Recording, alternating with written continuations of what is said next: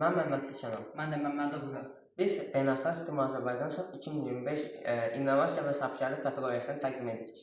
Biz 1000 metrdən 1000 metrəyə olan taxtanın üzərində kənd qurmağa qərarlaşdırdıq və buna görə taxtanı 3 sahəyə böldük. Hər sahəyə bir konsept sistemi. Məsələn, bu sahədə kəndlərin kənd həyatını nümayiş etdirmək üçün yaşayış məskəni düzəltdik.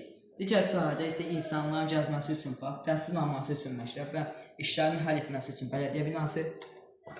Bir sahədə isə əsl torpaqdan, sementdən qayıdan sudan təpə, su hövzəsi və tarım ərazisi düzəltdik. Biz bunları edərkən dizaynə və sərgiyə xüsusi diqqət yetirdik. İndi isə gəlir texnoloji avadanlıqlara və onların funksiyalarına.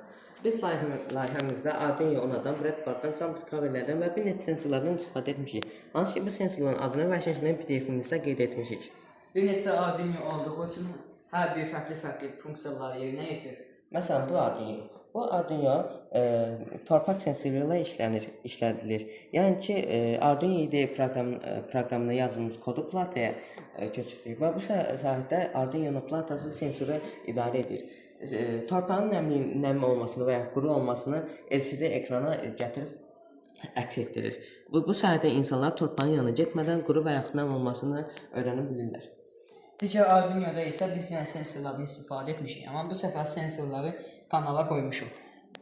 Əgər suyun səviyyəsi normadan artıq olarsa, bu zaman sensor bunu bilir və buzeri ötürür. Və buzeri ötürdükdə buzer səs çıxardır və insanları gələcəkdə ola biləcək daşqından xəbərdar edir.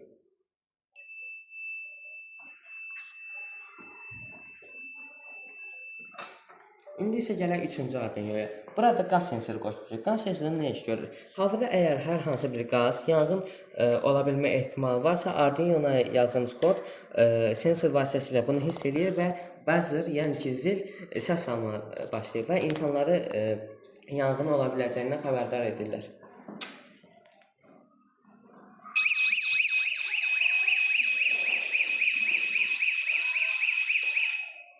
Yeri gəlmişkən dizaynda xüsusi diqqət yetirmişik. Burada toyuqlarımız, cücələrimiz, insanlarımız var və eyni zamanda da tarlamıza külək turbinləri yerləşdirmişik. Və bundan hamısını biz məşəlimizdə olan Tinkercaddan çapmışıq.